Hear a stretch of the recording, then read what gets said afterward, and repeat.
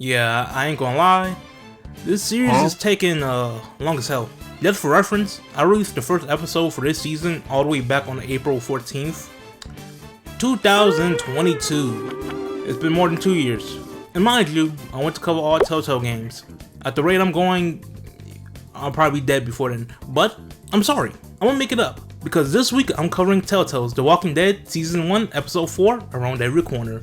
Originally released October 9th, 2012 for the PlayStation 3, and October 10th for the PC and 360. The episode picks up 3 hours from the end of episode 3.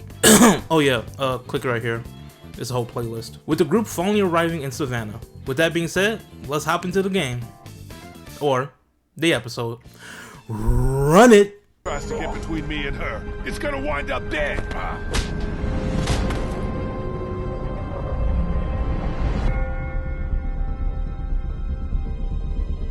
The episode starts up 3 hours after the end of episode 3.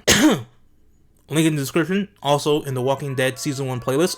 The group ends up walking through the streets of Savannah peacefully. I use peaceful in the most cavalier way humanly possible. The peace doesn't last long thanks to a mysterious person ringing a church bell, alerting and summoning walkers to their location. The group has to fight their way to safety. And they look terrible to the point that Clem almost got killed thanks to Ben being pussy. They were so bad that Chuck was the MVP of the whole situation. How is an old homeless nigga with a shovel putting in more work than 2 niggas with guns? How, Sway? Like, make it make sense. Come on! The crew ends up managing to break into a house to take shelter, thanks to a white family. And you may be wondering how I know it's a white family. Well, the most obvious, Exhibit A. They have a family portrait. Exhibit A too. They looking like the Wayne family, because they're kind of pasty from what I see. Exhibit B, they have a doggy door. Exhibit B too, the doggy door is an electronic one. It uses an RFC or something on the dog's collar. And finally, Exhibit C, they buried the dog with the fucking collar still on the bitch. Like, let's be real, coming from a black household, if you lose a key to the house, you more than likely gonna get hit with the, now everybody in the world got a key to the house. But this, right here, you definitely get smacked upside your head. Cause a dog collar does not belong to a singular dog. No. Cause when a dog dies, that collar gets passed down like the Black Panther mantle to another dog. That's more than likely the same breed and looks similar to the dead dog, because for some reason, we just don't want a new dog. Splitting up, the crew clears the house. And by crew, I mean a whopping 2 niggas, being Lee and Kenny, cause everybody else is occupied, I guess. Lee clears the bottom floor and meets with Kenny in the attic. What would you do if there was a child right in front of you, sitting all alone, Kenny, crying in pain? you okay, man? Near death from sickness. And what if all Jesus. you had to do What the was reach hell is into your that? pocket and pull out 50 cents my God. to save that child's life? This is that child. And this is that moment. Yo, I ain't gonna lie, Kenny is going through it. Just to remind you, episode 3 took place 3 hours prior. I know this is like my 3rd time saying it, but it took place 3 hours prior. Meaning, not only did Kenny's whole family get wiped, but it's the same damn day all of it took place. And now he's looking at the kid that looks similar to the son he just lost a few hours ago. I feel bad for that nigga, which is why I made Lee put the boy out of his misery. I'm sorry. While burying the body, a stranger pulls up and stares Lee down, and then disappears when he notices him, looking at him like, damn, when they changed to the Dominican gardener. To stop the group from fighting even more, the crew decides to split the team into 2. Group A, consisting of Lee and Kenny, and possibly Clem if you want to bring her along, I didn't take her, is assigned to go look for the boat at the river. Group B, where everyone else is keeping an eye on Omid and looking for more supplies. Skipping ahead to the river, they don't find nothing at all. And I mean nothing at all. They even struggle to find pocket change. What they don't struggle finding is a white person doing parkour!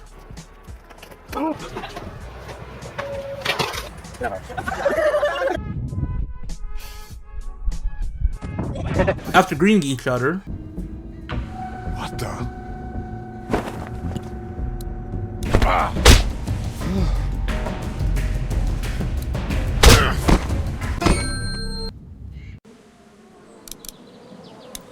You got me fucked up.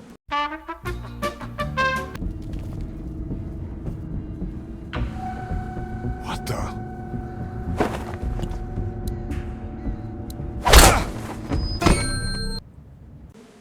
Listen, I promise you, nigga, I will restart this bitch till I get it right. What the?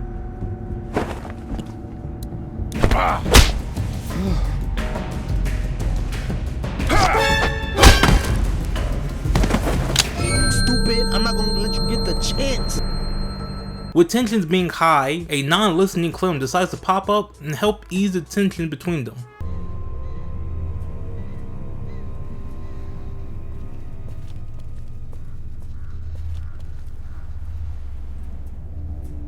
Kenny, no, it's not our guy! Most of them, the group and the stranger, introduced themselves. The stranger is called Molly, and they chatted up about Crawford. Alright, Crawford is kinda important in this episode, so a quick synopsis. These niggas believe in the survival of the fittest, but later on they pushed it even harder, so not only was people with diseases and other ailments such as oldness kicked out, or I think diabetes too. They was kicked out or killed, even children, but all that shit is put on hold since they start to get swarmed by walkers. This causes Lee to be split up from the group, and runs into the sewer where he outwits some walkers. Also, reunites with Chuck. Damn, Chuck went to the wrong Diddy party, cause they ate his ass. It was digging all in this nigga guts. Actually, matter of fact, shit, not thinking about it, that could have been a Diddy party. King son. Man, you doing it, man. You deserve it, daddy. You putting in that work. Proud of you. I love you. Lee manages to escape from the sewers and immediately runs to a group, which he manages to sweet talk his way into calming everything down, learning that this group of people are the people who was kicked out of Crawford due to old age and sickness and stuff of that nature. They were a cancer support group, but now they the Make-A-Wish crew.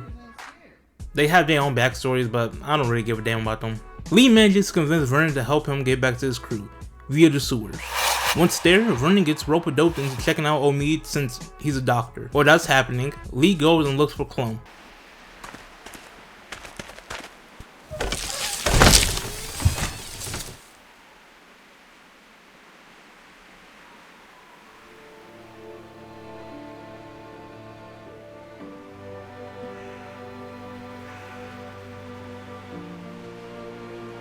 Holy shit. Swear. But this does put a smile on my face. The group regroups to summarize what is happening.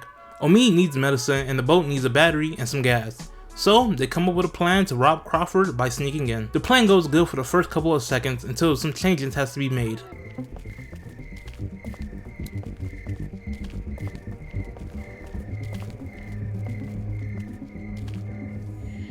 What the fuck?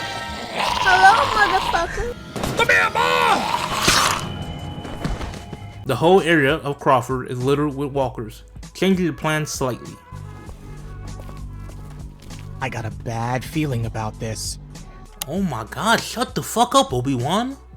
Granted, he isn't wrong. Shit does go wrong in various ways and they almost die.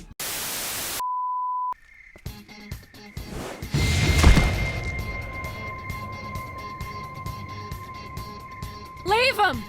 Run.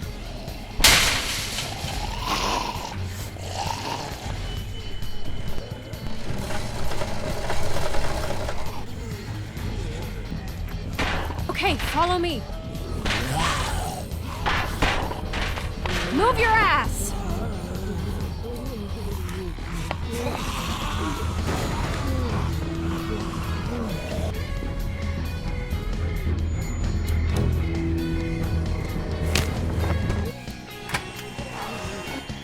Little help here!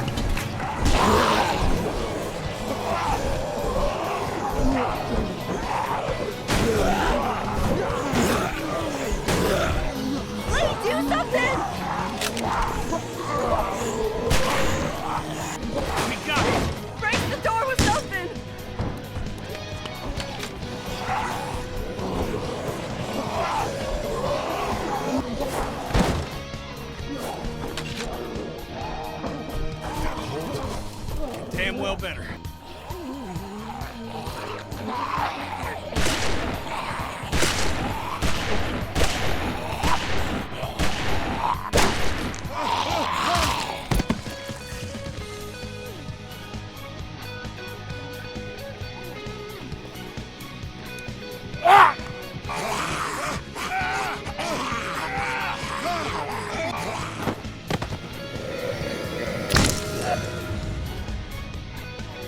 sent me out to look for something we can use to bust it open. I found this. Ben? Where did you get that? Just found it. It was stuck in the door handle at the end of the hallway back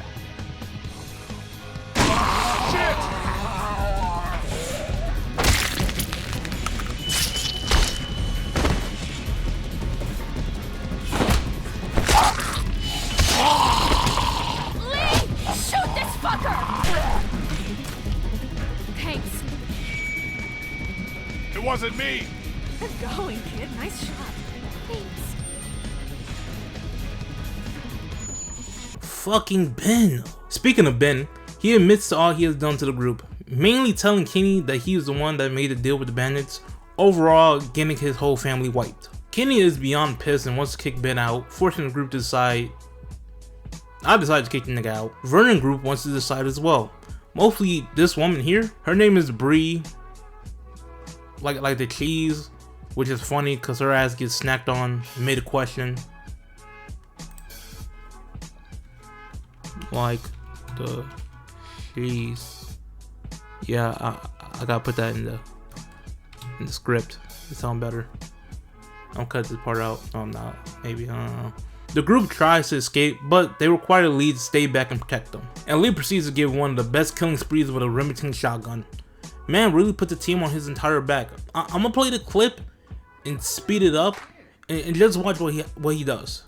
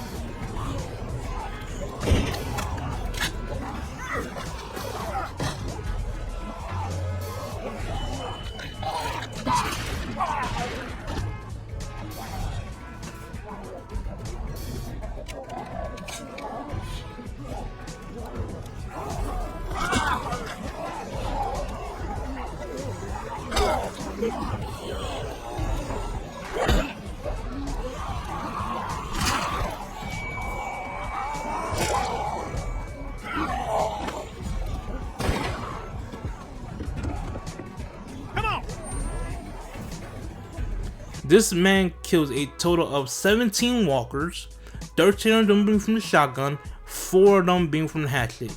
He is him. After putting another one down, another decision is to be made, whether to drop Ben or to try to save him. I'm gonna keep it a bean.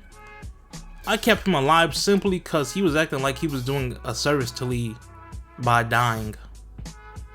Like, boy, don't disrespect the goat like that. They return and handle all their businesses. Vernon pulls Lee aside and suggests that Lee give Clem to him and his group to keep her safe, noting that Lee isn't that good of a leader. In so many words, called him a no good ass nigga, called him a bad father, a terrible leader, said you probably don't wash your ass. That's crazy. After this, Lee goes and talks to Clem about the events that unfolded, which ends with Clem in a bad mood. After a quick power nap, Lee goes looking for Clem, in which he gets sneak attacked by a walker.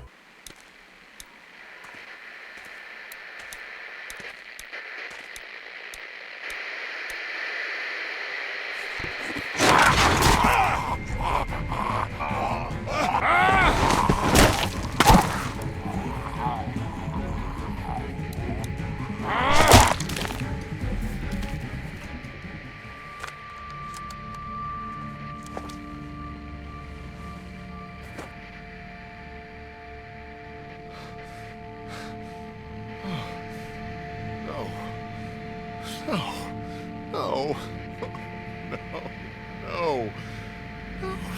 Fuck. Lee? Lee? You out here? In the words of the infamous William Shakespeare, to be or not to be, an important decision is to be made yet again. Tell the group the truth or hide it. I told the truth, get out of the way. But one question that I had was, why didn't Lee just cut the arm / hand off? But then I thought about it. Lee wasn't concerned with that since Clem is missing, and he's more worried about Clem than himself. To put it in perspective, Clem is out in a zombie-filled world by herself without anyone that he trusts with her, versus himself, who just got infected with something that is a confirmed death sentence to his knowledge. Think about it, every person he interacted with that got bitten has died. Hell, he probably thinking of Shorty that Waka Flocka herself. You know, in like the first episode, she pow. Yeah, after mentioning that she was infected, that she was also infected. To him, he probably thinking, shit, I'm gonna die anyway. Ain't no point slowing down the search for Clem. Either that, or he just didn't think about it. Lee makes a rescue team, or not, depending on what you want. You decide who wanna go. And goes to the Make-A-Wish group hideout since Vernon was last mentioning taking Clem. Arriving, the camp is abandoned. Before he starts freaking out, Clem hits him on a walkie-talkie. But before she can say anything else, a man takes the walkie-talkie from her, stating to Lee that it is not Vernon, and he has Clem. The episode ends with the stranger finally making his move. Okay, Telltale The Walking Dead Season 1 Episode 4 is now in the books. Yeah, this is the video. Matter of fact, here, it's on the screen. It should be on the screen. This is the entire playlist. If you want to, go check it out. I'm gonna try to have episode 5 up before... shit, probably sometime in the first week of June. Then I'm gonna try to do Assassin's Creed. Even though I got a bunch of games in the beat. But, alright. The galaxy needs me. Farewell. Both face and mind, all free for you to draw. I'm a sharpshooter. What else should I be? Please don't take off my